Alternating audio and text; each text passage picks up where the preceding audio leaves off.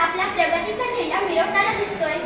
मानवाने आपल्या प्रगतीचा झेंडा फडकविला हे तो अगदी बरोबर बोलली, पण त्यासाठी वनांची तोड केली, कारखान्यांची पाणी नदीत सोडले, कारखान्यांचा धूर हवेत सोडला, इतकेच नव्हे तर स्वतःच्या स्वार्थासाठी जास्त पैसे कमवण्यासाठी कित्येक झाडांची तस्करी घेतली, त्यामुळे पृथ्वीचे तापमान वाढले, वृक्षतोड बेशुमार केली, त्यामुळे अवकाळी पाऊस, वाढता उष्मा हे सारे याचेच तर परिणाम आहेत।